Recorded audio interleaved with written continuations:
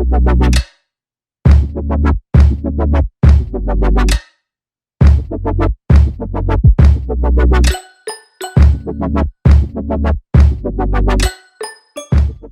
everybody. Thanks for joining us today.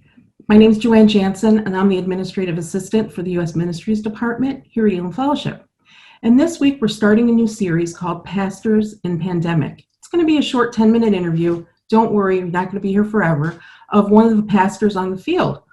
But when we talked about this, we decided that we would start with President in Pandemic. And so I want to invite Pastors Chris and Carol Ball to join us right now. So I want to thank you, Pastor Chris and Pastor Carol, for being with us. Thank you so much. Great. Let's jump right in. I'm going to start with you, Pastor Carol. What has been the biggest struggle that you've had over the last 5-6 weeks in this unprecedented time that we're in? Isolation, quarantine. What's been the biggest struggle for you? Could you share with us? Mm-hmm. I'd say for me personally, one of the biggest struggles is not being able to have access to family and friends and people, not being able to see, people, family, and get in the car and go visit my kids or, that kind of thing, or have them over. Just that loss of that personal contact. Yeah. So it was hard to also, in the beginning we had a lot of events and we just had to cancel and didn't know what that was going to look like, and all the hard work that went into planning and preparation. We had to just, and I know everybody had to do that. We just had planning for events, we had conferences, and we just had to say it's not happening, and that was tough. That was make tough. that decision. Yeah. Thank you, Pastor Chris. How about you? It's probably different things for you. The last 5 or 6 weeks, you're in your office. We see that. Mm-hmm. So, but nobody else is probably. But what's been the biggest struggle for you? Yeah, for me, I think how to balance between being inspirational and loving as a comforting leader, while at the same time pushing forward towards performance for the obviously Elam Fellowship, my staff. How do we perform in this new world we're living in? The way do we have to actually be more flexible? I think the number one word right now that is the characteristic of leadership in this moment is not servant leadership, though we should serve. It's not visionary leadership, though we should have vision. To me, it's the word flexible. And I would say that having another kind of a word that keeps coming up is, are you ready to pivot? Are you ready to move and be flexible? And so that's not a struggle to make the decision, but you kind of find yourself between two decisions very often and saying, I'm not able to do this right now. I've got to do this. And so again, that really challenges you. Okay, I can't be such an inspiration right now. I have to lead. I have to move forward, and then really to have faith and wisdom come together. And sometimes that's a struggle. That's a struggle. Just knowing, okay, what's wise, what's faith, and stuff like that. We've never been in anything like this. There's nothing that you can compare it to. Well, for example, I just, Carol said about canceling events. She canceled the HerCon and then redid it a whole different way. Just imagine having to redo the whole conference after months of planning. In our case, we canceled Oasis. I don't know if there's been a time since we started that we've ever canceled this annual conference. That's a big deal. That is a big deal. It's a struggle. Right. Pastor Chris, then go into what is it that has been the most surprising to you? So we know, we hear the struggles, but what has been like a whoa or a wow? I actually have two things I thought of as I was preparing this, because you blessed us with knowing that second question too there. And on a personal level, I would say I'm surprised at the emotional negative tension that's come to the surface in people's lives. It's people I've had to navigate people that are behaving in ways emotionally in ways that I never expected that to happen. And again, I get it. I understand it, but to see that come to the surface, and part of me wants to say, calm down, but I get it.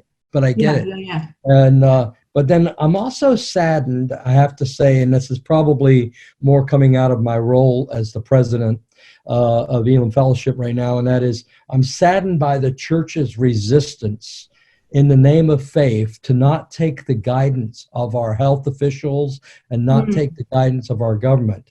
While yeah. I understand that's a tension we have to play with, I believe we've been called to the most vulnerable. And a lot of our decisions, I Mm, think, have been made from a self centered perspective.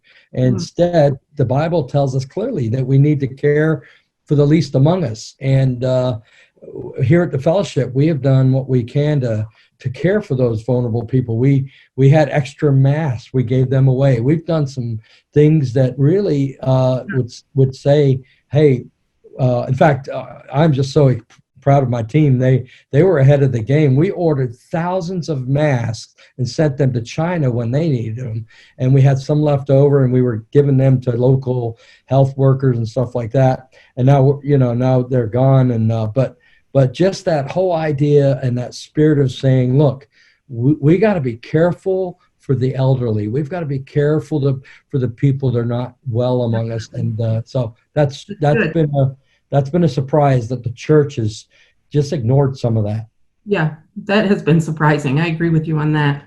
Pastor Carol, what about you? What has been like a whoa or a wow? Yeah, as I was thinking about it, it actually was a wow for me as to how actually the churches stepped up into the new, the new way to connect, and the way they took on the challenge to do Good. what they could with what they had and learn the technology and increase, hey, we've got to learn more, we've got to get better at this. And that really surprised me, like all across the board. It just seemed like churches everywhere were just kind of stepping up to the challenge to connect and keep that connection with the people, and that surprised me. And it also surprised me, Chris alluded to it, of how that we had to cancel the conference, and so that put some extra work for planning in a different way for an Right, for online everybody. platform, for everyone.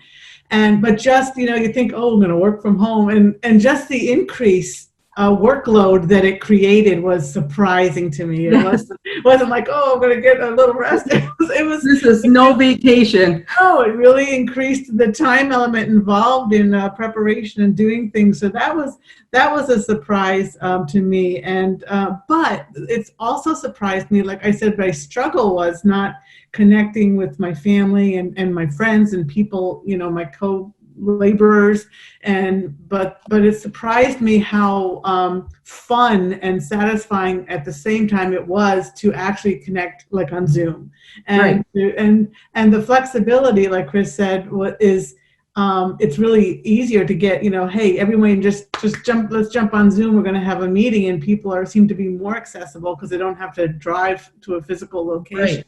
So those were surprising things to me in a That's good way. good. Now, because we were going to stick to a time frame, because I said that at the beginning before before you came on. Can you give me, Pastor Carol, just give me some words, a story or a lesson or something before we hand it back to Pastor Chris. Just something little. Well, the biggest lesson I've learned is, and it's one that life events seem to bring us to this kind of lesson over and over, but this is a big one, and how refocusing on what's really important. I think the lesson I've had is how much fluff there is in life that I allow to take the place of feeling secure or feeling like spiritually healthy or something. Yeah. And when it's taken away, you're left with, hey, what's the real focus? Relationship with God, family, the things that are really important. That's the big lesson in all of this. What's the fluff and the right? That's good. The fluff. That's good. Yeah. Thank you. Yeah. Pastor Chris, can you give us some final words on maybe the lesson that you learned, or some a story? Yeah, I think I would say, I guess because I've been kind of thinking in so many different areas, and I tend to be a little bit ahead. I'm a visionary when I think, so I'm kind of trying to stay ahead of the game and stuff like that. And so I kind of have like three different things I've had to learn along the way. And so maybe I'll share them real quickly, and then just kind of say what I really believe going forward as we leave today, what we should be learning right now. Number one, I felt like immediately we need to double down on empathy. I felt like, okay, empathy is going to be a big deal right now. We have to be in a place where we're going to be empathetic to pain, empathetic to misunderstanding, empathetic to the fact that people are losing jobs, all kinds of stuff. And I think empathy has to be something we double down on. The second thing I felt like I'm learning is we need to maximize trust and minimize stress. I think that all of a sudden we're having to trust people and bring down stress all at the same time, and learning how to trust somebody and saying, okay, that person, I'm used to having to kind of babysit them, and now I got to trust them, and I'm going to have, that kind of a thing. Trusting that people are working from home when you can't see them every minute. And in that trust factor, you're having this concept of, but Pastor Chris, you haven't seen us in Bethany's office all congregating. Exactly. And it's so different. It's so different. The last thing I would say is this, and that is this. If I were going to be writing an article right now, I may be a little bit premature, but this is my first interview where I think I could share this, and that is, this is something that I really believe, and I feel like that the word of the Lord that God's given to me that I want to speak to the churches and pastors and leaders out there is come back strong. When it's time to come back.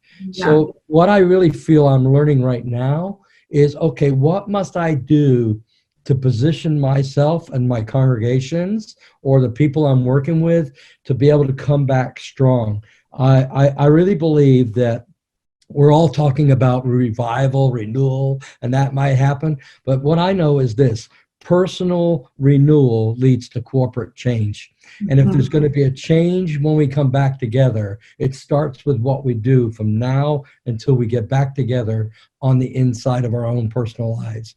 So I found myself needing to say, I got to shut down. In fact, you know what? One of the biggest surprises I wrote, and I forgot to say it, is I've never worked so hard in my entire life, and I work hard. People call me a workaholic, but I leave here at the end of the day now exhausted. And leaving no time for Jesus Christ. And I'm saying I gotta really position myself to prioritize connection with Jesus as well as connection with people. Sure. And so personal renewal and having to spend time alone. So Carol will tell you, I leave from work and I go for a ride. She said, what time are you leaving? I said, I'm leaving now. And then I come home an hour later because I just get in my car and hide with God for an hour. And so that's what I've learned. Good. Thank you. Thank you both so much. I just want to say to everybody, we have a lot happening in Elam Fellowship. We as Pastor Chris said, we are working. So go to our website, elamfellowship.org, hit the Grow tab, and you can find all sorts of stuff there. But please go to our social media platforms, Facebook and Instagram. They're active, they're busy, it's really happening there. So join us there. We're here for you, we care for you, we want to pray for you. Amen. So get in touch with us. We'd love to hear from you. Pastor Chris, Pastor Carol, thank you so much for being our first Pastors in Pandemic / President in Pandemic series. We appreciate it. Have a good day. You too. Bye. Bye.